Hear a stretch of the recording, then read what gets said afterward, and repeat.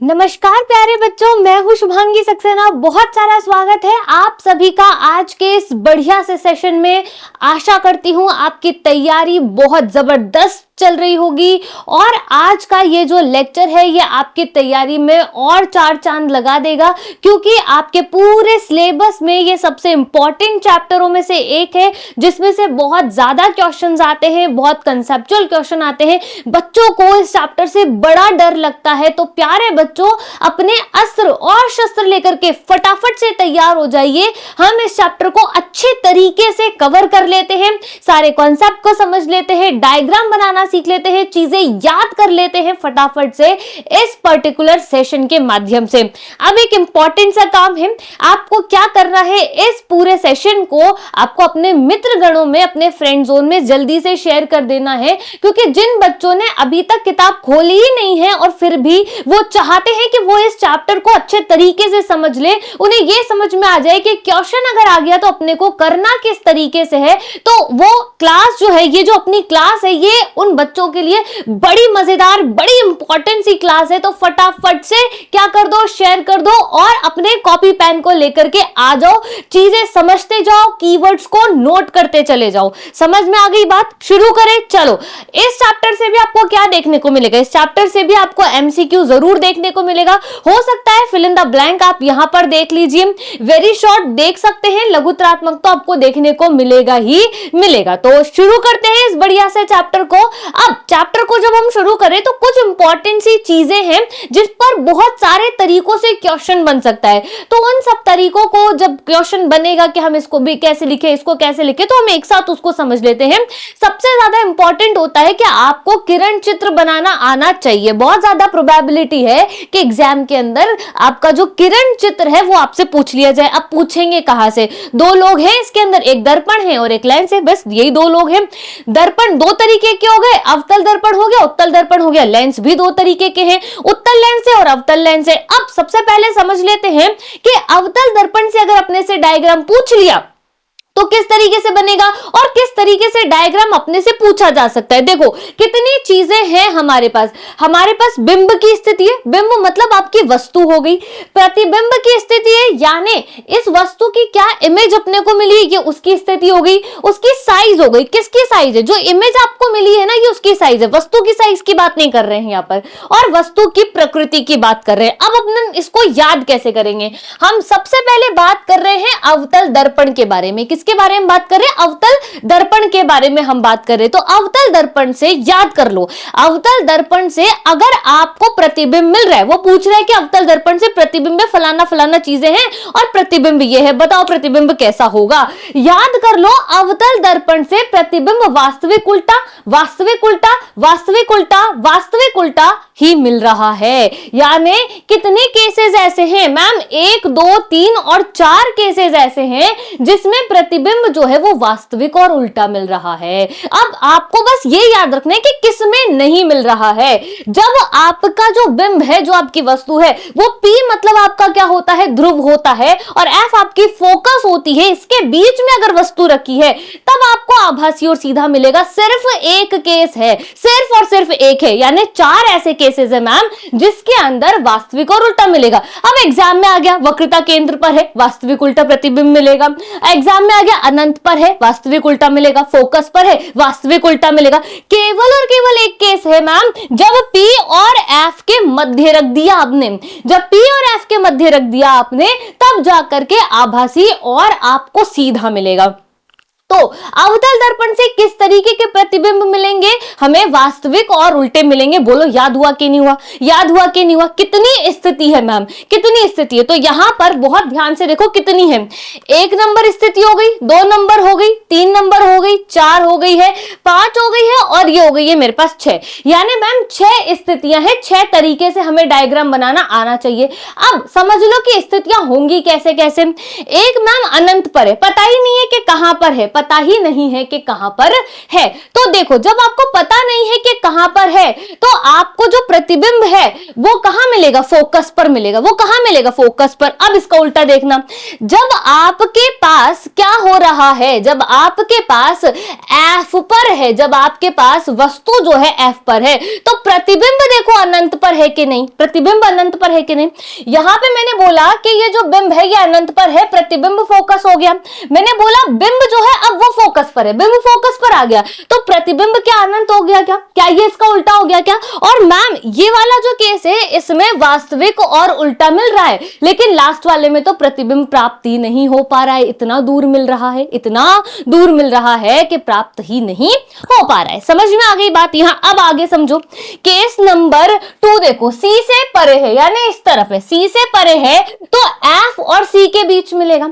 सी से परे है तो एफ और सी के बीच मिलेगा, और जब सी और एफ के बीच रख दोगे तो सी से परे चला जाएगा। यानी ये क्या है? ये इन दोनों केसेस के बीच की बात है, ये दोनों का उल्टा है। समझ में आ गई? अब सी पर है तो मैम सी पर मिलेगा, अब सी पर है तो मैम कहां मिलेगा? सी पर ही आपको मिल जाएगा। समझ में आ रही है बात? इस तरीके का हमारा दर्पण होता है मैम, पक्की बात है। एक तरफ हमारे पास पॉलिश होती है कि नहीं होती? हाँ जी मैम, पॉलिश होती है। हम ये बढ़िया सी मुख्य अक्ष जो है उसको यहां से गुजार देते हैं, सीधी रेखा है, मुख्य अक्ष कहलाती है। ठीक है मैम, ये वाला जो बिंदु होता है मैम हम इसको पी बोल देते हैं, ये ध्रुव होता है, पक्की बात है मैम, यही होता है। अब उसके बाद हमारे पास चीजें जो है वो शुरू होती है। यहां पर हम क्या बोलते हैं कि मैम ये हम मान लेते हैं कि ये हमारा एफ होता है जिसको फोकस कह देते हैं, ये हमारा सी हो जाता है ना, वक्रता केंद्र इसको हम बोलते हैं। अब अगर मैंने वस्तु अनंत पर रखी है, अब क्या होगा? यहां से सीधी जाएगी, फिर यू करके आएगी। कैसे जाएगी? यहां से कुछ ऐसे जाती है और यूं करके आती है। तो एफ पर मिलती है कि नहीं मिलती? एफ पर मिली कि नहीं मिली? हाँ जी मैम, एफ पर तो मिल गई है। समझ में आई बात? फिर हमने क्या बोला कि ये तो आपका अनंत है, ये तो आपका कौन है? इन्फिनिटी है। ये लो मैंने साइन बना दिया, ठीक है, ये तो इन्फिनिटी है मैम। अब इससे आगे बढ़ेंगे, तो इससे जब अपन आगे बढ़ते हैं तो यहां लिख रखा है सी से परे। क्या लिख रखा है? सी से परे। यहां पर लिखा हुआ है सी से परे, यानी कि ये यहां की बात करें कि अब ये जो आपका बिंब है वो यहां पर आ गया। देखो सी से परे है, देखो सी से परे है या फिर नहीं है? हाँ जी मैम, ये तो सी से परे ही है। ठीक है मैम, सी से परे है तो एफ तथा सी के बीच में मिलेगा। सी से परे है तो एफ तथा सी के बीच में मिलेगा। ये लाइन जो आपकी यहां से जाएगी वो कुछ इस तरीके से गुजर जाएगी, तो ये यहां पर मिल जाएगा। मिलेगा कि नहीं मिलेगा? हाँ जी मैम, मिलेगा। बहुत सिंपल बात है, अगर इंफिनिटी पर है तो एफ पर मिल रहा है, अगर एफ पर है तो ये इंफिनिटी पर मिलेगा, और इंफिनिटी का है हमें तो पता ही नहीं है। अगर आपका ये इंफिनिटी और सी के मध्य है तो ये कहां पर मिल रहा है? इंफिनिटी और सी के मध्य है तो ये कहां मिल रहा है? आपको सी और एफ के मध्य मिल रहा है। अगर ये सी और एफ के मध्य है तो ये इंफिनिटी और सी के मध्य मिल रहा है। सिंपल लॉजिक है, बहुत सिंपल बात है। अगर ये आपका सी पर है तो मैम सी पर ही मिल रहा है। अगर मैंने यहां पर बनाया है तो ये यूं जा करके और यूं ही जाएगा, कुछ इस तरीके से ये अपने को मिलेगा। कितनी सिंपल बात है, बताओ याद हुआ कि नहीं हुआ? कितना सिंपल कॉन्सेप्ट है कि नहीं? कितना सिंपल, याद हो गया कि नहीं हो गया? अब चलो याद करते हैं कि मैम प्रतिबिंब की साइज की अगर हम बात करें तो कैसे याद रखा जाएगा? देखो फोकस पे मिल रही है, फोकस पे मिल रही है तो बिंदु रूप में मिलेगी। इसको ऐसे याद करो, फोकस पे मिल रही है तो बिंदु मिलेगी, एफ और सी के बीच मिलेगी तो छोटा मिलेगा, बिंदु से थोड़ा सा बड़ा हो जाएगा। छोटा का मतलब क्या हो गया भाई? बिंदु है, बिंदु तो ऐसा हो गया ना। अब छोटे का क्या मतलब है कि भाई थोड़ा सा तो बड़ा दिखेगा, थोड़ा सा तो बड़ा दिखेगा। सी पर है और सी पर ही मिल रहा है तो समान साइज का दिखेगा, पर उल्टा दिखेगा, यानी इधर ऐसा दिख रहा है तो फिर वापस अपने को ऐसा ही दिखाई देगा। अब अगर ये एफ पर है तो अनंत पर मिलेगा, तो पता ही नहीं है कि कैसा दिख रहा है तो कैसे बताऊं, कैसा दिख रहा है तो कैसे बताऊं। अब आ जाओ, सी और एफ के बीच में है तो बड़ा बनेगा। कैसा बनेगा बेटा? बड़ा बनेगा। कैसा बनेगा? बड़ा बनेगा। समझ में आ गई बात यहां? और नेक्स्ट स्थिति में भी दर्पण के पीछे बनेगा, इसीलिए आभासी और सीधा है, ये दर्पण के इस तरफ बन रहे हैं। अगर आपने नोटिस किया तो ये दर्पण है, इसके इस तरफ बन रहे। अगर इधर जाएगा तो बड़ा बनेगा, अगर इधर गया तो कैसा बनेगा? बड़ा बनेगा।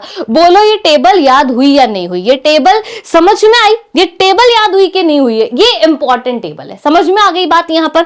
चलिए आगे चलते हैं। नेक्स्ट बात करते हैं कुछ एक और टेबल के बारे में बात करते हैं। इससे थ्योरेटिकल क्वेश्चन आ सकता है। कैसे कि उत्तल दर्पण की आप बात कर रहे हो, उत्तल दर्पण पर आपकी स्थिति जो है एक और ये दो स्थिति है, कोई भी स्थिति दे दी, आपसे पूछ लेगा बताओ प्रतिबिंब कैसा बनता है, तो याद रखना है उत्तल दर्पण से दोनों परिस्थितियों में आभासी और सीधा मिल रहा है, दोनों परिस्थितियों में आभासी और सीधा यहां पर दिखाई दे रहा है। लॉजिक क्लियर है? हाँ जी मैम क्लियर है। अब देखो कि बिंब अनंत पर है तो प्रतिबिंब फोकस और दर्पण के पीछे बन रहा है, अनंत और दर्पण के ध्रुव के बीच में है तो P और F के बीच में ही बन रहा है, तो इसमें ज्यादा याद करने की जरूरत नहीं है, आप एक दो बार पढ़ोगे याद हो जाएगी।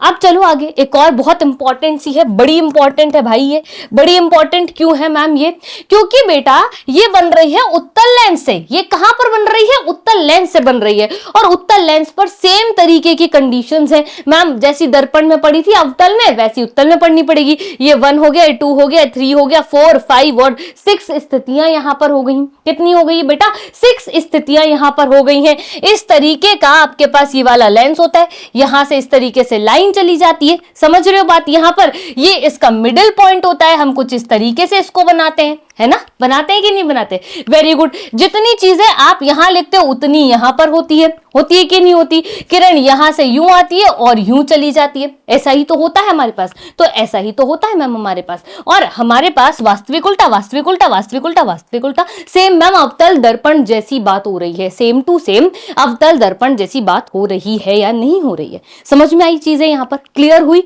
कॉन्सेप्ट कुछ तो समझ में आया, कुछ तो दिमाग में बैठा कि नहीं बैठा? 2-3 बार पढ़ोगे अपने आप याद हो जाएगा। 2-3 बार पढ़ेंगे मैम याद होगा कि नहीं होगा? पक्की बात है मैम, याद होगा। ये हो गया अवतल लेंस के बारे में। अच्छा, अवतल लेंस इस तरीके का होता है ना? याद रखना ये बात, गड़बड़ मत कर देना कि उत्तल में अवतल बनाया और अवतल में उत्तल बनाया, फिर क्यों मैम हमने तो सही अटेम्प्ट किया था, नंबर ही नहीं आ रहे, है ना? तो याद रखना है।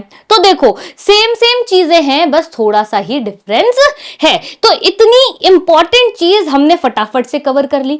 अब हम चलते हैं क्वेश्चंस की तरफ, और क्वेश्चंस के साथ हम उनके कॉन्सेप्ट्स भी समझेंगे कि अगर कॉन्सेप्ट से क्वेश्चन आ गया तो हम क्वेश्चन को बना पाए। समझ में आ गई कि नहीं आई बात? चलो सबसे पहले क्वेश्चन नंबर 1 पर आ जाओ। क्या बोल रहे हैं? 2025 का क्वेश्चन है, हम पीवाईक्यू भी साथ के साथ सॉल्व करते चलते हैं। गोलीय दर्पण की वक्रता त्रिज्या की बात कर रही हूं। किसकी बात कर रही हूं? एक तो कोई गोलीय दर्पण है, उसकी वक्रता त्रिज्या r होती है और उसकी फोकस दूरी भी होती है जिसको हम f कहते हैं। दोनों में क्या संबंध है मैम? दोनों में संबंध होता है r = 2f, कि जब आप फोकस दूरी का दुगना कर दोगे तब वो r के इक्वल हो जाएगी। या फिर मैम हम ऐसे भी लिख सकते हैं कि r/2 = f होता है। क्या होता है? r/2 = f होता है। बताओ कहां पर दिख रहा है? कहां दिख रहा है मैम? r/2 = f तो कहीं भी नहीं दिख रहा, पर ये वाली चीज हमें यहां पर दिखाई दे रही है। यहां से वक्रता त्रिज्या जो है वो आपको याद होनी चाहिए कि फोकस दूरी कैसी होती है? आधी हो जाती है, या आप जब फोकस दूरी को दोगुना कर दोगे तो वक्रता त्रिज्या बन जाएगी। आपसे प्रश्न पूछा जा सकता है वक्रता त्रिज्या क्या होता है, फोकस दूरी क्या होती है? ठीक है, इसका आंसर ये है, याद रह जाएगी बात। यहां आगे बढ़ते हैं। एक व्यक्ति समतल दर्पण से 3 मीटर दूर खड़ा है, व्यक्ति तथा उसके प्रतिबिंब के बीच की दूरी मीटर में होगी। ये क्वेश्चन पता है आपको कॉम्पिटिटिव एग्जाम्स के अंदर भी आता है, और ये 2024 में पूछ लिया, और बड़ा सिंपल क्वेश्चन है, बड़ा सिंपल। कैसे मैम? देखो मान लो कि यहां पर मैंने अभी 3 की जगह x लिखा है, ठीक है? 3 की जगह मैंने x लिखा और मैंने ये सेम क्वेश्चन पूछ लिया है। यहां ऑप्शन में मान लो मैंने लिखा है 2x, मैंने लिखा है 3x, मैंने लिखा है 4x, मैंने लिखा है 5x, ठीक है? या मान लीजिए कि एक जगह मैंने लिख दिया है x², ठीक है? समझ में आ गई बात? बताओ इसका आंसर क्या होगा? तो बहुत सिंपल है, इसका आंसर हो जाएगा कि आप क्या करोगे, x में x को जोड़ दोगे तो ये 2x बनेगा। कैसे मैम? देखो मान लो कि यहां पर कोई दर्पण है, ठीक है मैम? हाँ जी मैम। एक व्यक्ति है, ये व्यक्ति जो है ना, ये यहां पर खड़ा है, ठीक है मैम?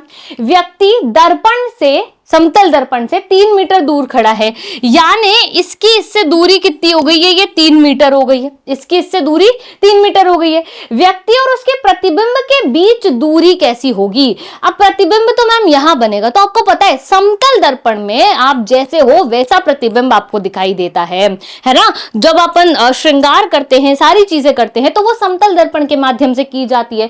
तो जितनी दूरी आपके व्यक्ति की आपके दर्पण से है उतनी ही दूरी, बिल्कुल उतनी दूरी आपके प्रतिबिंब की भी होगी। आपकी किसकी होगी? प्रतिबिंब की भी होगी। यानी कि आपका जो बिंब है, आपका जो बिंब है उसकी दूरी अगर 3 है तो पूछ रहे हैं व्यक्ति तथा प्रतिबिंब की कितनी होगी। तो देखो इसको कैसे समझेंगे, यहां पर इसको बहुत आसान है। यहां हम लिख देंगे बिंब और यहां पर क्या हो जाएगा? दर्पण आ जाएगा। बिंब और दर्पण, ठीक है, तो ये 3 मीटर है। अब क्या लिखेंगे कि दर्पण और प्रतिबिंब, दर्पण और प्रतिबिंब आप लिख दोगे, प्रतिबिंब लिख दोगे, ये भी 3 मीटर है। तो टोटल बिंब और प्रतिबिंब कितना हो गया? टोटल बिंब और प्रतिबिंब यहां पर कितना हो गया है? 3 + 3 हो जाएगा इज इक्वल्स टू 6 मीटर आ जाएगा। कितना आएगा? 6 मीटर आंसर आ जाएगा। बताओ आएगा कि नहीं आएगा? 6 मीटर आ जाएगा। बात समझ में आई कि कैसे हुआ? अब मान लो यार मैंने 8 मीटर दिया है तो कितना हो जाएगा? 8 में 8 जोड़ देंगे मैम, 8 में 8 जोड़ देंगे। 4 दिया है, 4 में 4 जोड़ दोगे, जितना यहाँ लिखा है उतना जोड़ देना, इसका आंसर बन जाएगा। इसका क्या बन जाएगा? आंसर बन जाएगा। ओके बेटा जी, समझ में आ गई बात? यहां आगे बढ़ जाऊं, चलिए नेक्स्ट है क्वेश्चन नंबर 3 की बात कर रहे हैं। प्रकाश अपवर्तन की घटना में यदि साइन आई बराबर ए है और साइन आर बराबर बी है तो अपवर्तनांक म्यू होगा 2024 का ये क्वेश्चन है। अपवर्तनांक म्यू हम क्या समझते हैं बेटा? हम समझते हैं mu is equals to sine I by sine R. किसका रूल है ये? स्नेल का रूल है। किसका रूल है ये आपके स्नेल महाशय जी का रूल है। आई की वैल्यू कितनी दी हुई है मैम? आई की वैल्यू ए दी है, आर की वैल्यू बी दी है, तो mu will is equals to A by B होगा। कहां लिख रखा है ma'am? C is the correct answer. C is the correct answer. समझ में आ गई बात? यहां स्नेल का रूल बड़ा इंपॉर्टेंट है। स्नेल महाशय जो हैं ये बड़े इंपॉर्टेंट, एग्जाम में 1 नंबर में इनका रूल आपसे पूछा जा सकता है, जो कि आपने यहां पर देख लिया, जिसका गणितीय रूल। क्लियर हो गई बात? यहां समझ में आ रही है चीजें यहां पर? चलिए बहुत बढ़िया। देखो अपवर्तन के द्वितीय नियम, जिसे स्नेल का नियम भी कहते हैं। अब कॉन्सेप्ट हो गया अपवर्तन का दूसरा नियम क्या है, स्नेल का नियम क्या है। तो देखो मैंने यहां लिख दिया कि आपतन कोण यानी साइन आई की जो ज्या है वो अपवर्तन कोण साइन आर की ज्या जो है ना, ठीक है, उनका जब आप अनुपात निकालोगे तो वो एक नियतांक आएगा, म्यू जिसको कहते हो, वो अपवर्तनांक बन जाएगा। उसको क्या कहोगे? अपवर्तनांक कह दोगे। तो अपवर्तन का आपको द्वितीय नियम याद हो गया, आपको स्नेल का रूल याद हो गया, अपवर्तनांक किसे कहते हैं वो भी आपको याद हो गया। इतनी बात क्लियर हो गई। और आपसे प्रश्न जो है वो पूछा कैसे जाएगा वो भी आपको समझ में आ गया।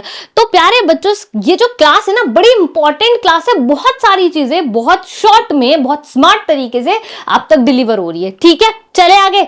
चलिए आगे चलते हैं। क्वेश्चन नंबर 4 की यहां पर बात की जा रही है और ये क्वेश्चन 2023 में आपसे पूछ लिया था। दिए गए चित्र में कोण x का मान ज्ञात करना है। आपको कोण x जो है वो यहां पर दिया हुआ है। अब समझो ये क्या है? एक पृष्ठ है ना। अब इस पृष्ठ पे क्या हो रहा है कि यहां से किरण आ रही है और यहां से जा रही है, यहां से आपतित हो रही है, यहां से परावर्तित हो रही है, और ये बीच में अभिलंब है। ये कौन है? अभिलंब है, जो कि 90 डिग्री पर होता है मैम। हमने यही पढ़ा है, हमने जब परावर्तन के नियम पढ़े थे उसमें पढ़ा था कि आने वाली किरण अभिलंब के साथ जितना कोण बनाती है, जाने वाली किरण अभिलंब के साथ उतना ही कोण बनाएगी। जो जितने कोण के साथ आएगा उसको हम उतने ही कोण के साथ वापस भेज देंगे। अगर हम 30 डिग्री के कोण से आए हैं तो 30 डिग्री से ही वापस जाएंगे। यानी कि I is equals to R वाले कंडीशन पर हम हैं। तो यहां पर 30 डिग्री है तो आंसर कितना हो जाएगा? 30 डिग्री हो जाएगा। आंसर कितना होगा? बोलो फटाफट। 30 डिग्री यहां पर से आंसर होगा। क्लियर हो गई बात? यहां समझ में आ रही है चीजें? कोई दिक्कत है? नहीं है दिक्कत? चलो फिर बहुत बढ़िया बात है। नेक्स्ट बात करते हैं। क्वेश्चन नंबर 5 2022 का ये प्रश्न है। क्या कह रहे हैं?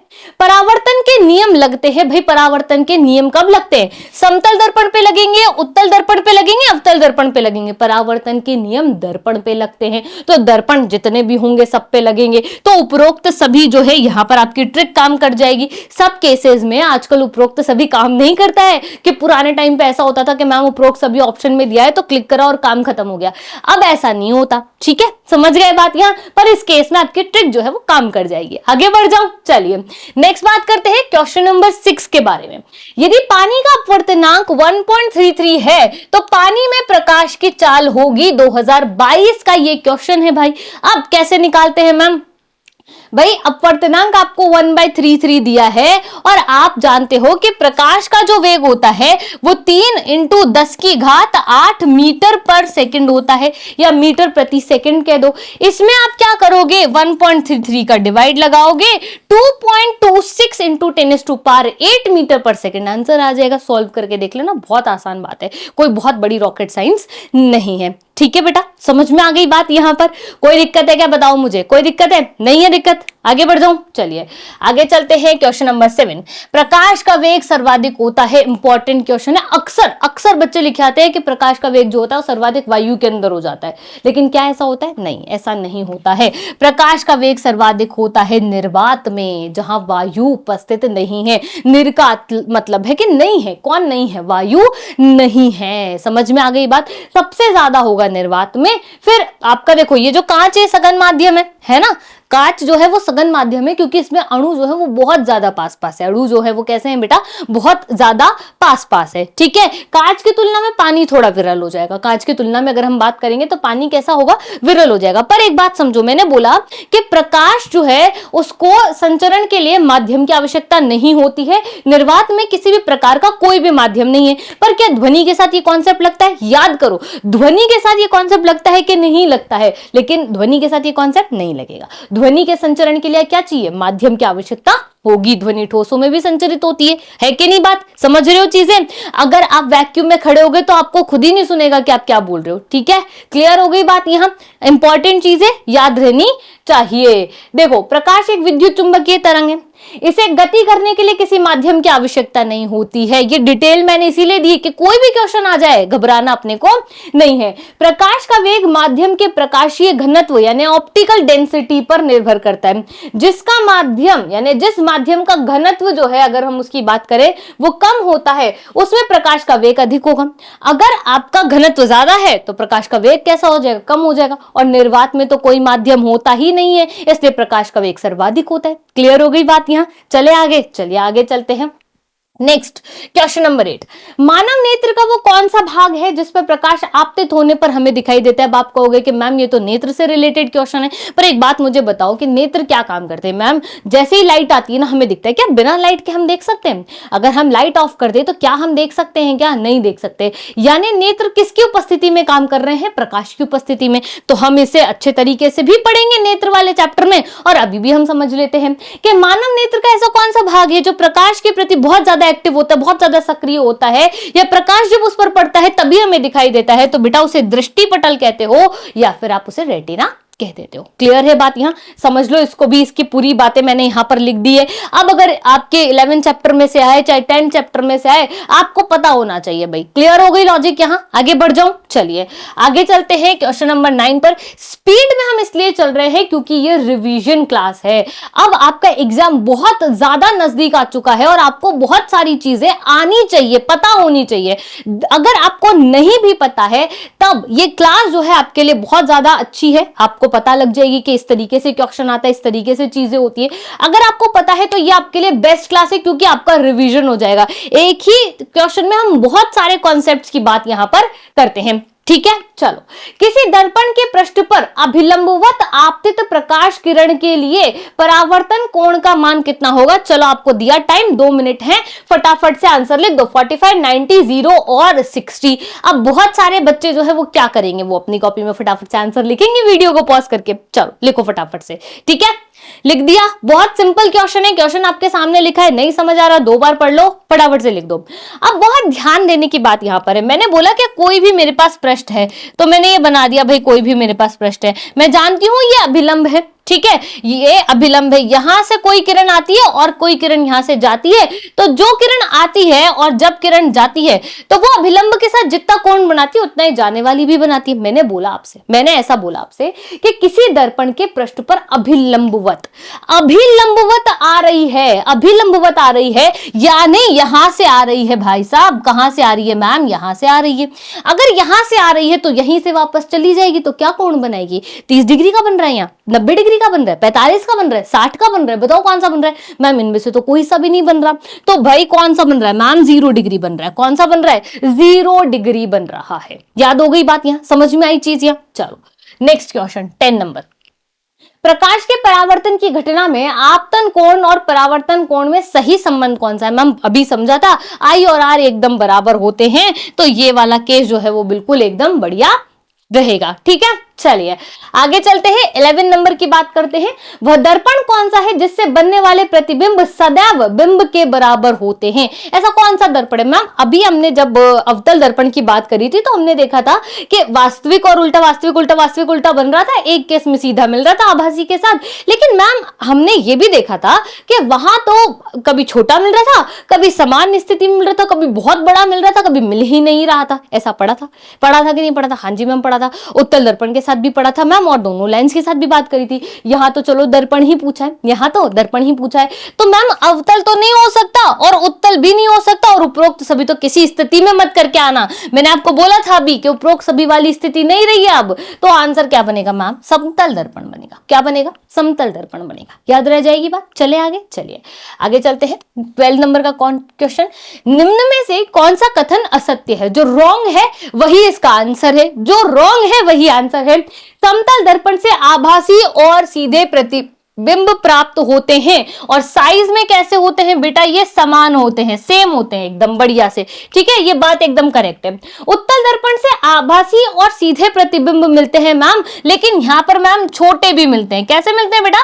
छोटे भी मिलते हैं। ठीक है, अवतल दर्पण से वास्तविक और उल्टे प्रतिबिंब मिलते हैं मैम। अभी अभी हमने देखा था वास्तविक उल्टा, वास्तविक उल्टा, वास्तविक उल्टा लिखा हुआ था। आगे कि नहीं आगे बात? ठीक है मैम, ये बात भी सही है। समतल दर्पण से उल्टे प्रतिबिंब प्राप्त होते हैं मैम, या सीधे लिख रहा है या उल्टे लिख रहा है, और अगर सीधे मिलते हैं तो उल्टे कैसे मिल सकते हैं? तो ये वाली बात जो है, ये वाली बात गलत तो है, लेकिन आंसर यही वाली बात है। आंसर कौन सी बात है बेटा? आंसर यही वाली बात है, क्योंकि बाकी तीन तो सही है। उसने कहा था कि गलत ढूंढो, गलत हमने ढूंढ लिया, क्योंकि सीधे ही तो मिलते हैं, समान मिलते हैं। घर पर जब आप रेडी होते हो तो कौन से दर्पण में रेडी होते हो बेटा जी? समतल दर्पण में रेडी होते हो। ठीक है, समझ गए बात यहां? चलिए आगे देखते हैं 13 नंबर का क्वेश्चन, निम्न में से अवतल दर्पण का सही उपयोग नहीं है। अवतल दर्पण का उपयोग क्यों किया जाता है? वो बड़ा दिखाता है। तो देखिए दंत विशेषज्ञों द्वारा, हाँ जी मैम बिल्कुल सही बात है, वाहनों में पश्य दृश्य को देखने के लिए, नहीं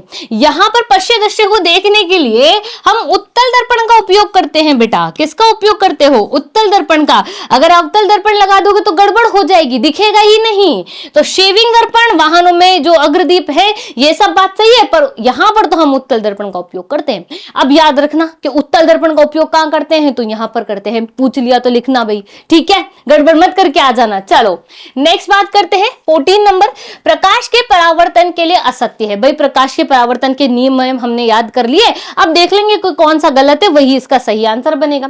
आपतित किरण, परावर्तित किरण एक ही तल में होती है क्या भाई? आपतित किरण, परावर्तित किरण और अभिलंब मैम तीनों एक ही तल में होते हैं, तो ये बात तो सही हो गई। आपतन कोण व परावर्तन कोण बराबर होते हैं मैम, ये बात भी बिल्कुल सही है, इतनी सारी बार डिस्कस किया।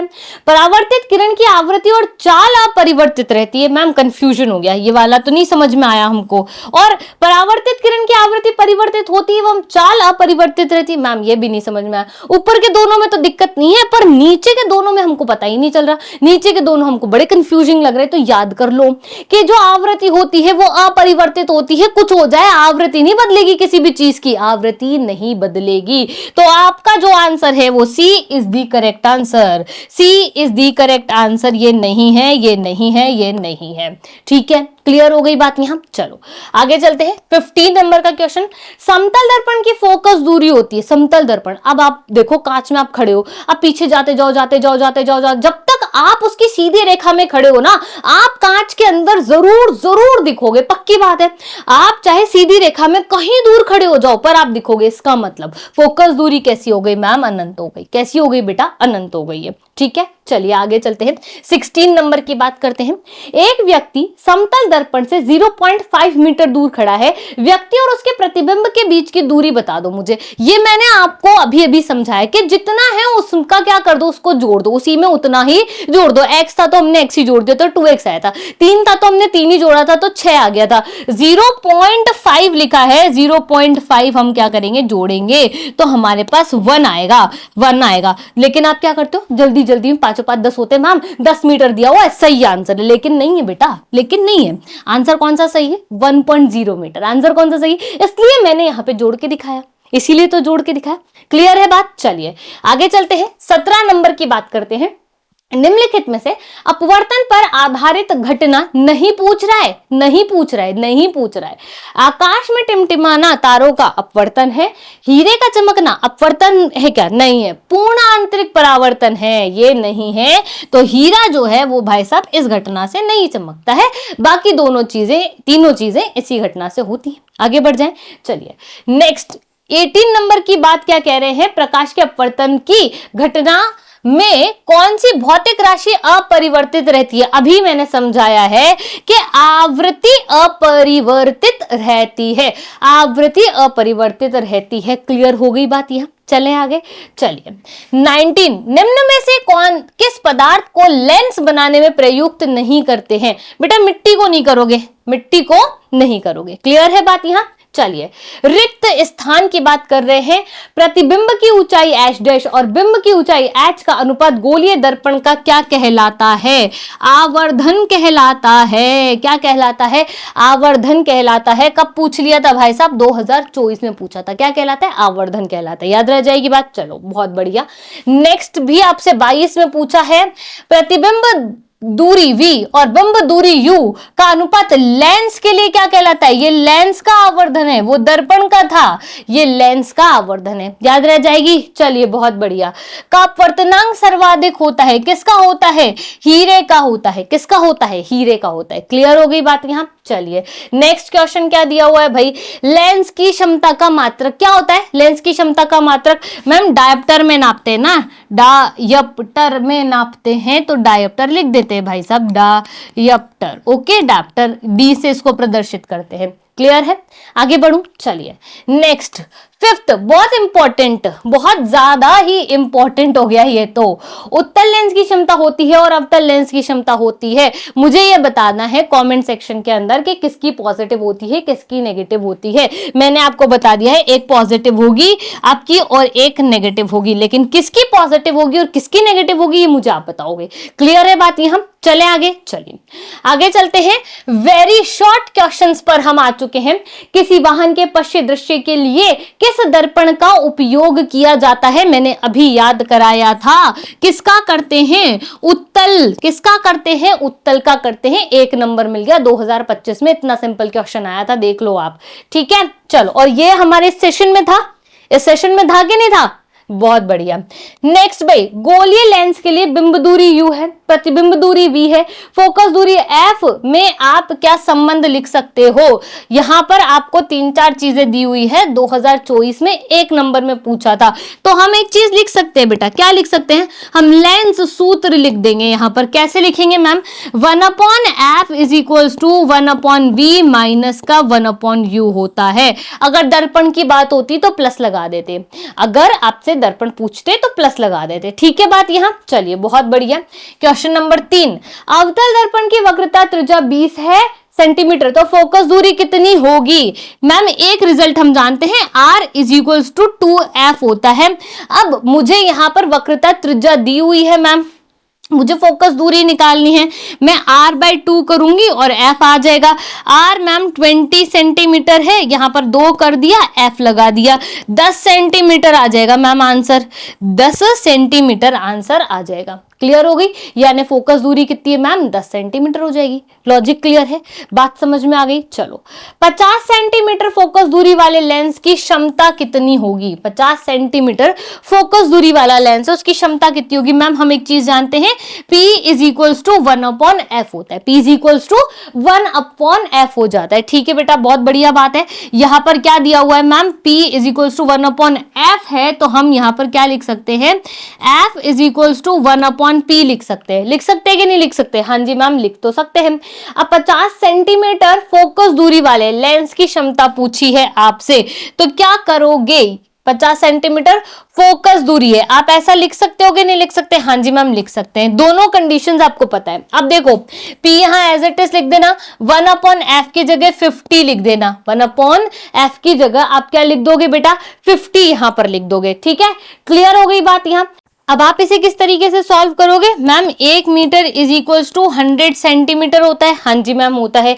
तो हम क्या करेंगे, हम यहाँ पर इस तरीके से इसको प्रदर्शित करेंगे। इसको जब आप सॉल्व करोगे तो ये 100/50 हो जाएगा। जब आप इसको सॉल्व करोगे तो ये 2 मीटर आ जाएगा। कितना आएगा?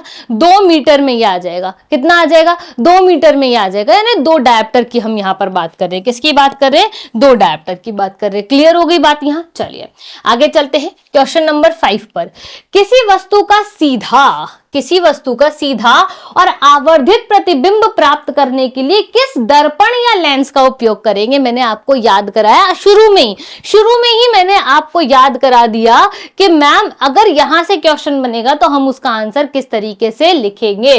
तो अवतल दर्पण होगा और उत्तल लेंस होगा। यही मैंने याद कराया था कि अवतल दर्पण उत्तल लेंस से मिलता जुलता है। बहुत सिंपल बात है ये, ठीक है। चलिए आगे बात करते हैं। लेंस सूत्र और दर्पण सूत्र लिखने हैं। अभी मैंने लिख करके दिखाया था कि अगर लेंस आया तो नेगेटिव लिख देना, अगर दर्पण आया तो आप पॉजिटिव वहां पर लिख देना। लेंस आया तो नेगेटिव लिख देना, दर्पण आया तो पॉजिटिव लिख देना। इतना सही डिफरेंस है, ठीक है। चलो, लेंस का आवर्धन किसे कहते हैं? बड़ा इंपॉर्टेंट है, लेकिन फिल इन द ब्लैंक्स के अंदर ये हमसे पूछ लिया गया था।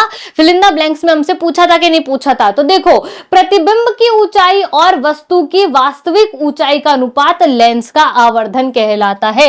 अगर मैंने बोला कि प्रतिबिंब की ऊंचाई h डैश है, प्रतिबिंब की ऊंचाई, अच्छा लेंस के लिए है तो h डैश नहीं करके मैं क्या कर सकती हूं? v/u कर सकती हूं। और v/u किसके बराबर आ जाएगा? लेंस के आवर्धन के बराबर आ जाएगा। अभी आया था ये क्वेश्चन, लगभग 2022 में हमने सॉल्व किया था। मतलब 2022 का क्वेश्चन था, हमने अभी सॉल्व किया था, ठीक है। चलो, अब चेहरे का बड़ा प्रतिबिंब देखने के लिए किस दर्पण का आप उपयोग करोगे? जो बड़ा दिखा देगा हम उसका ही उपयोग कर लेंगे।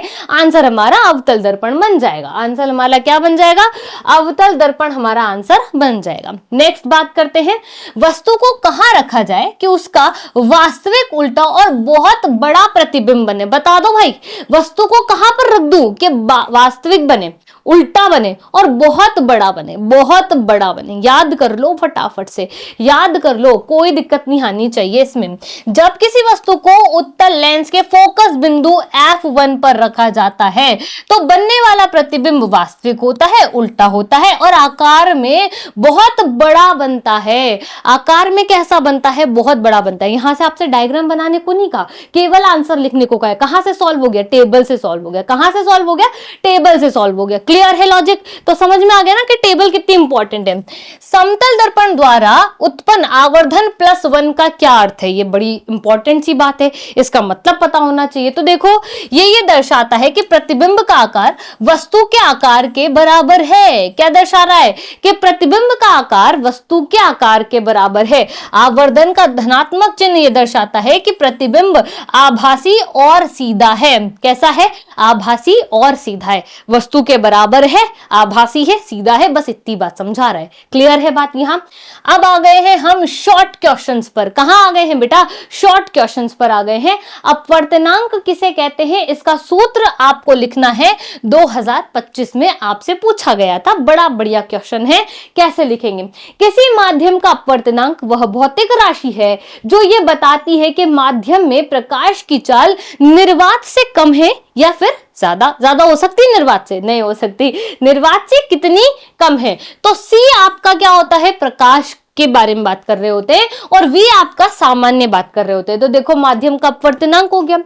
सी आपका निर्वात में प्रकाश की चाल हो गई है, वी उस माध्यम में प्रकाश की चाल हो गई है। जो भी आपको दी गई है उस माध्यम में ये कैसी हो जाएगी? प्रकाश की चाल हो जाएगी। अब अगर हम स्नेल के सूत्र की बात करें तो sine I by sine R यहां पर होता है। आई इज इक्वल्स टू आपतन कोण होता है, आर इज इक्वल्स टू अपवर्तन कोण होता है। और जब आप आई और आर का रेशो कैलकुलेट करते हो तो आप यहां पर उसको लिख देते हो। क्लियर हो गई लॉजिक? यहां सिंपल लॉजिक थे। चलिए क्वेश्चन नंबर 2, लेंस के आवर्धन की परिभाषा दीजिए। वाहनों के पश्चिम दृश्य दर्पण के रूप में प्रयुक्त गोलीय दर्पण का नाम लिख दीजिए। 2023 में रिपीट हो गया क्वेश्चन। ये बहुत सारी बार आ गया ना, ये वाला तो बड़ा इंपॉर्टेंट सा था, फिल इन द ब्लैंक में पूछ लिया, वेरी शॉर्ट में पूछ लिया, शॉर्ट के अंदर आ गया, 1 नंबर का ये हो गया, 1 नंबर का ये हो गया, सिंपल बात है, 2 मार्क का क्वेश्चन आ गया अपने पास। तो हमें आंसर पता है। लेंस की आवर्धन क्षमता हम इस तरीके से निकाल लेते हैं, निकालते हैं कि नहीं निकालते, निकाल लेते हैं मैम। हमें पता हो जाता है कि वस्तु की ऊंचाई है और आपके प्रतिबिंब की ऊंचाई का जो रेशो आएगा वो ये आएगा। अब वाहनों में पश्चिमदर्शी जो दर्पण है उसके लिए हम उत्तल दर्पण का उपयोग करते हैं, बहुत सारी बार बता दिया, बहुत सारी बार एग्जाम के अंदर आ गया, तो रिपीट हो रहे हैं कि नहीं हो रहे क्वेश्चन, समझ में आ रही है चीजें। यहाँ आगे बढ़ जाओ, नेक्स्ट क्वेश्चन पर बात करें, आ जाओ फटाफट। प्रकाश के अपवर्तन के दोनों नियम लिखने हैं, 2022 में ये पूछा था। पहला नियम क्या कहलाएगा मैम, जहां जो आपका पृष्ठ है उस पृष्ठ पर अभिलंब भी होगा, आपतित किरण भी होगी और परावर्तित किरण भी होगी, यानी आपतित किरण, परावर्तित किरण और अभिलंब तीनों एक ही पृष्ठ पर होंगे। आपतित किरण, परावर्तित किरण और अभिलंब तीनों एक ही पृष्ठ पर होंगे। दूसरा क्या बोलेगा मैम, दूसरा बोलेंगे कि आपतन कोण जो है उतना ही परावर्तन कोण होगा, यानी आपतित किरण अभिलंब के साथ जितना कोण बनाएगी उसे आपतन कोण कहते हैं, उतना ही कोण अभिलंब के साथ परावर्तित किरण बनाएगी उसे हम परावर्तन कोण कहते हैं। I = R वाला कॉन्सेप्ट यहां लग जाएंगे। क्या हम दोनों बातें यहां लिख सकते हैं, बताओ लिख सकते हैं कि नहीं लिख सकते? हाँ जी मैम लिख सकते हैं, पूछ लेंगे आपसे, लिख कर आनी है, गड़बड़ मत करके आना, ठीक है। चलिए आगे चलते हैं, क्वेश्चन नंबर 4। यदि एक लेंस की क्षमता 4 डायोप्टर है तो इसकी फोकस दूरी आपको ज्ञात करनी है। लेंस की क्षमता 4 डायोप्टर आपको दी गई है, फोकस दूरी आपको ज्ञात करनी है। अभी अभी थोड़ी देर पहले हमने इस तरीके का क्वेश्चन निकाला, फोकस दूरी दी हुई थी, क्षमता आपको निकालनी थी। अब देखो बहुत ध्यान से कि मैम हम जानते हैं P = 1/f यहां पर होता है कि नहीं होता? और मैम अगर f के कंसेप्ट में बात करें तो 1/p आ जाएगा, 1/p आ जाएगा। मैम 4 डायोप्टर दिया हुआ है तो f = क्या हो जाएगा, 1/4 डायोप्टर हो जाएगा। पर यहां पर मैम दिक्कत है कि 4.0 की बात कर रहे हैं, किसकी बात कर रहे हैं, 4.0 की बात यहां पर की जा रही है। और जब आप इसको सॉल्व करोगे तो आपके पास आंसर कितना आएगा, f बराबर 0.25 मीटर आ जाएगा। कितना आएगा, 0.25 मीटर आ जाएगा। 1 मीटर = 100 सेंटीमीटर होते हैं। इस मीटर को मुझे सेंटीमीटर में कन्वर्ट करना है तो मैंने क्या करा, 100 से मल्टीप्लाई कर दिया, इट विल बी 25 सेंटीमीटर। तो फोकस दूरी कितनी हो गई है, 25 सेंटीमीटर हो गई। दोनों तरीके के क्वेश्चन सिखा दिए। अगर फोकस दूरी दी है और आपसे क्षमता पूछिए तो कैसे सॉल्व करेंगे, अगर क्षमता दी है फोकस दूरी पूछिए तो कैसे सॉल्व करेंगे, दोनों कॉन्सेप्ट हो गए। आगे बढ़ जाओ, चलिए नेक्स्ट बात करते हैं। यदि गोलीय दर्पण की वक्रता त्रिज्या 14 सेंटीमीटर है तो फोकस दूरी ज्ञात करो। हो जाएगा क्या, बहुत सिंपल बात है, हो जाएगा क्या भाई, R बराबर आप जानते हो 2/f, मतलब 2f होता है, 2/f नहीं होता, 2f होता है। वक्रता त्रिज्या 14 सेंटीमीटर दी है, इसके नीचे 2 आ जाएगा, यहाँ f रह जाएगा, 7 सेंटीमीटर = f आएगा। 7 सेंटीमीटर = f आएगा। 2 नंबर ऐसे ही मिल जाएंगे फोकट में, 2 नंबर देखो आराम से मिल जाएंगे। क्लियर है, आगे बढ़ जाऊं, चलिए ये आंसर हो गया है, ठीक है। जिन्हें निकालना नहीं आता उनके लिए आंसर भी लिख करके दिए हैं और समझा दिया कि आंसर कैसे प्राप्त होगा। आगे बढ़ते हैं, क्वेश्चन नंबर 6 की बात हम कर रहे हैं।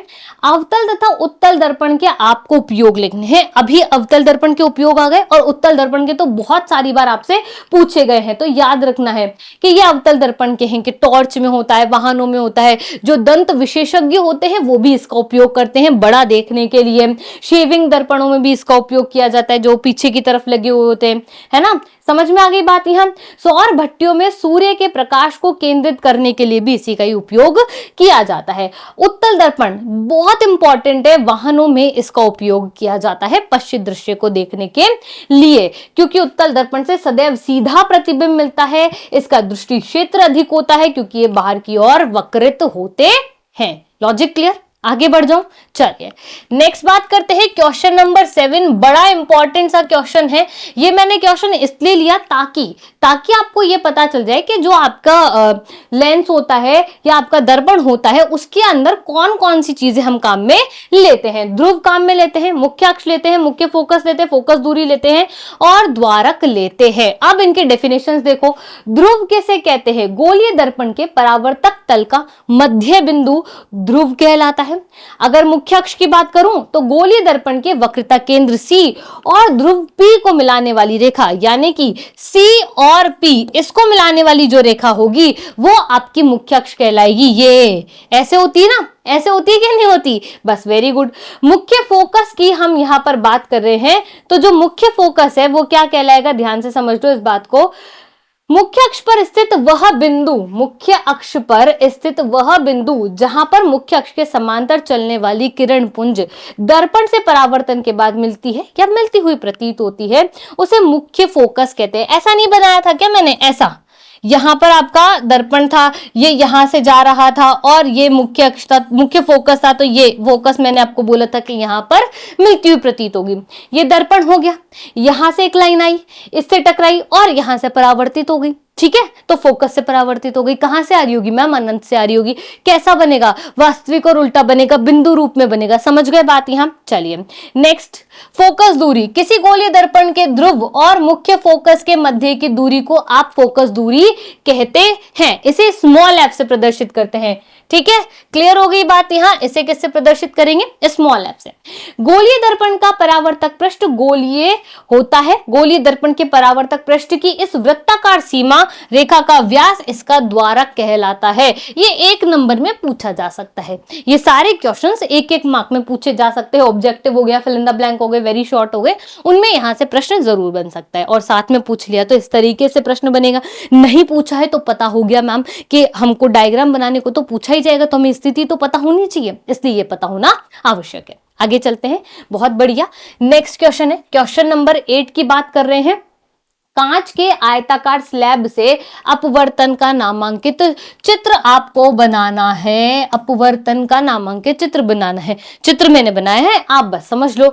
यहां से यहां से यहां से ये आ रही है और इसको ऐसे जाना था, जो मैंने बनाई हुई है ना एकदम बिल्कुल बिना डैश डैश वाली लाइन, इसको ऐसे जाना था, लेकिन लेकिन लेकिन ये इधर चली गई, ये इधर चली गई है। क्लियर हो गई बात यहां? ये इधर चली गई है। समझ में आ रही है चीजें? यानी यहां पर जब ये अंदर आई ना, ये जैसे ही अंदर आई वैसे ही यहां पर क्या हो गया? इसका विचलन हो गया है। क्या हो गया बेटा? विचलन हो गया। एग्जामिनर जो होता है वो यही देखता है कि आपने विचलन को ठीक तरीके से प्रदर्शित किया है या फिर नहीं किया है। क्लियर है बात यहां? चले आगे। चलिए, निबंधात्मक प्रश्न आ गया बढ़िया सा। एक 4 सेंटीमीटर का आकार जो है, मतलब एक 4 सेंटीमीटर आकार का बिंब है, बिंब का आकार दे दिया पहली चीज। 15 सेंटीमीटर फोकस दूरी वाले, 15 सेंटीमीटर फोकस दूरी दे दी दूसरी चीज। अवतल दर्पण से 25 सेंटीमीटर दूरी पर रखा है, दूरी दे दी है आपको। दर्पण से कितनी दूरी पर पर्दे को रखा जाए कि स्पष्ट प्रतिबिंब प्राप्त हो, इसकी प्रकृति और साइज जो है वो आपको ज्ञात करनी है। तो देखो, बिंब का आकार दिया है 4 सेंटीमीटर के आसपास, फोकस दूरी दी है 15 सेंटीमीटर। अब मैंने माइनस लिखा है, मैंने माइनस लिखा है क्योंकि अवतल दर्पण की बात हो रही थी। किसकी बात हो रही थी? अवतल दर्पण की बात हो रही थी। तो जो मैंने आपसे पूछा था ना, मैंने उसका जवाब दे दिया आपको। यहाँ बिंब की दूरी ये कितनी दी है? ये दी है आपको माइनस का 25 सेंटीमीटर। मुझे दर्पण सूत्र पता है कि भाई, हाँ ma'am 1/f is equal to 1/v plus 1/u होता है। सॉल्व करूंगी तो ये वाली वैल्यू आ जाएगी माइनस का 37.5 आ जाएगी। कितनी आएगी? 37.5। कैसे मैम? 15 और 25 का एलसीएम ले लोगे ना, 75 आएगा। 15 और 25 का एलसीएम कितना आएगा? 75 आएगा। कर लो, यहाँ पर ऐसे लिख लो, ये लो 75 लिख लो। 15 जो है 15 45, 15 5 75 होता है, तो यहां पर माइनस का 5 आ जाएगा, प्लस 25 ती कितना हो जाता है? 25 से कम 25, 25 दूनी 50, 25 ती 75 हो जाता है। तो ये कितना बनेगा बेटा? 2/75 बनेगा। कितना बन जाएगा? 2/75 बन जाएगा। क्लियर हो गई बात यहां? बस इसको इस तरीके से आगे इसको जब सॉल्व करेंगे तो माइनस का 37.5 सेंटीमीटर आ जाएगा। लॉजिक क्लियर है? अब प्रतिबिंब की ऊंचाई के लिए आवर्धन सूत्र का प्रयोग किया जाएगा। M h dash by h कर सकते हो या फिर v बाय u भी आप यहां पर कर सकते हो। ठीक है, आप इसे सॉल्व करोगे तो ये आएगा 6 सेंटीमीटर। कितना आएगा? 6 सेंटीमीटर आएगा। कितना आएगा बोलो? 6 सेंटीमीटर आएगा। प्रतिबिंब दर्पण के सामने बाईं ओर बनता है, जिससे ये वास्तविक और उल्टा होता है। कैसा होता है? वास्तविक और उल्टा ये होता है। याद रहेगा जाएगी बात यहां? आगे बढ़े। चलिए नेक्स्ट, आपको एक 20 सेंटीमीटर फोकस दूरी का उत्तल लेंस दिया है। आप वस्तु को कहां रखेंगे जिससे उसका वास्तविक और उल्टा प्रतिबिंब बने, चित्र आपको बनाना है। समतल दर्पण द्वारा आवर्धन +1 है, इसका क्या अर्थ है ये मैंने आपको सिखा दिया, पहले ही बता दिया है। कोई डॉक्टर +1.5 क्षमता का संशोधित लेंस निर्धारित करता है, लेंस की फोकस दूरी ज्ञात करो। क्या निर्धारित लेंस अभिसारी है या अपसारी, एक एक करके इसको सॉल्व कर लेते हैं। लेंस होगा आपका उत्तल लेंस, फोकस दूरी होगी आपकी 20 सेंटीमीटर। मैम क्या सॉल्व कर रहे हैं, ये वाला सॉल्व कर रहे हैं, ये वाला सॉल्व करें। वस्तु की स्थिति F1 और 2F के बीच होगी। मुख्य अक्ष जो है यानी मुख्य रूप से F1 पर, जहां पर आपको 20 सेंटीमीटर पर रखना है, प्रतिबिंब कैसा मिलेगा, बड़ा, वास्तविक और उल्टा मिलेगा। अब चित्र कौन बनाएगा, आप बनाओगे। चित्र कौन बनाएगा, आप बनाओगे। प्रैक्टिस कौन करेगा, आप करोगे। प्रतिबिंब की प्रकृति वास्तविक, उल्टा और बेटा कैसा हो गया, बहुत बड़ा यहां पर हो गया। नेक्स्ट आपसे क्या पूछा था, नेक्स्ट आपसे पूछा था वस्तु का आकार, प्रतिबिंब का आकार। प्रतिबिंब ना तो छोटा है और ना ही बड़ा है, आभासी और सीधा है। हाँ जी बेटा जी, आभासी और सीधा है। दूरी भी तो पूछी थी, दूरी पूछी थी, तो वस्तु जितनी दूर दर्पण के सामने है, आप जानते हो उतनी दूर वो वहां पर भी होती है, यानी कि जितनी दूरी व्यक्ति की दर्पण से होती है उतनी उसकी होती है। तो देखो उतनी ही दूर दर्पण के पीछे ये बनता है। आवर्धन निकालेंगे तो H' करते हैं, जिसका अर्थ +1 होता है। तो इस पूरी बात का अर्थ होता है +1। क्लियर हो गई बात, यहाँ सिंपल बात थी। नेक्स्ट गणितीय हल की अगर हम बात करें तो देखिएगा ये किस क्वेश्चन का आंसर है। मैम मैं बता देती हूँ आपको कि किस क्वेश्चन का आंसर है बेटा। ये पूछ रहा है आपसे ये वाला कि कोई डॉक्टर 1.5 क्षमता का संशोधित लेंस लगाता है, तो ये उसका आंसर आपके पास यहाँ पर बन रहा है। तो ये हो गया 1.5 डायप्टर क्षमता उसने आपको दे दी। P = होता है 1/f। F को यहाँ लिख दो, ये गलती से यहाँ पर आ गया, ठीक है। का उपयोग करते हैं तो जब आप इसको इस तरीके से लिखोगे तो यहाँ पर आ जाएगा, ठीक है। इसे सॉल्व करोगे तो ये आ जाएगी वैल्यू। इसे जब आप सॉल्व करोगे तो क्या वैल्यू आ जाएगी मैम, ये वाली वैल्यू हमारे पास आ जाएगी। क्लियर हो गई बात, यहाँ आगे चले। चलिए, लेंस का प्रकार, धनात्मक क्षमता, पॉजिटिव होने के कारण यह उत्तल लेंस है जिसे अभिसारी लेंस कहा जाता है। क्या है ये, उत्तल लेंस है जिसे आप क्या कहते हो, अभिसारी लेंस। क्वेश्चन समझ लेते हैं मैम एक बार और, ताकि हमसे कोई गलती ना हो। आपको एक 20 सेंटीमीटर फोकस दूरी का उत्तल लेंस दिया हुआ है। हाँ जी मैम, वस्तु को कहां रखेंगे कि वास्तविक और उल्टा बने, चित्र आपको बनाना है। तो ये आपका पूरा आंसर हो गया, ये आपका क्या हो गया, पूरा आंसर हो गया। फिर समतल दर्पण द्वारा आवर्धन +1 है। समतल दर्पण द्वारा आवर्धन +1 का मतलब क्या हो गया, ये उसका मतलब हो गया है, इस रूप में हमने यहां पर लिखा है, तो बी का आंसर हो गया। फिर सी आपसे पूछा था तो ये सी का आंसर हो गया। आई होप इतनी बात क्लियर हो गई होगी प्यारे बच्चों। प्यारे बच्चों, हमने क्या कर लिया, हमने पूरा जो 9th इंपॉर्टेंट चैप्टर था ना, उस इंपॉर्टेंट चैप्टर को बहुत ईजी वे में और जो क्वेश्चन जो कॉन्सेप्ट बहुत इंपॉर्टेंट है उसका बहुत अच्छे से हमने रिवीजन कर लिया। मैंने आपको ये सिखाया है कि कैलकुलेशन कैसे करते हैं, इस बारे में हमने बात नहीं करी। मैंने आपको ये सिखाया कि कॉन्सेप्ट को कैसे आगे लेकर के जाते, कॉन्सेप्ट पर कैसे काम करते। तो जितने तरीके के कॉन्सेप्ट बनते थे उस तरीके के क्वेश्चंस मैंने आपको करवा दिए। उनसे रिलेटेड कौन से क्वेश्चंस हो सकते हैं वो मैंने आपको बता दिया। टेबल इंपॉर्टेंट है जो मैंने स्टार्टिंग में आपको बता दी। आवर्धन अपवर्तनांक इंपॉर्टेंट है जो मैंने बता दिया। स्नेल का रूल, अपवर्तन, अपवर्तनांक, परावर्तन, ये सब इंपॉर्टेंट चीजें थी जिस पर हमने चर्चा कर ली। आशा करती हूँ ये सेशन आपके लिए बड़ा मजेदार रहा होगा और बड़ा इंपॉर्टेंट रहा होगा। अब आपको सेशन का रिवीजन करना है, अच्छे से इसको देखना है, फ्रेंड जोन में शेयर कर देना है। अपनी तैयारी को अच्छा करने के लिए आपको मेहनत करनी पड़ेगी। हम आपसे मिलेंगे एक और नए चैप्टर के साथ जिसको हम फटाफट से इसी तरीके से खत्म कर लेंगे बढ़िया से मजेदार अंदाज में। तब तक के लिए पढ़ते रहिए, मस्त रहिए। All the best.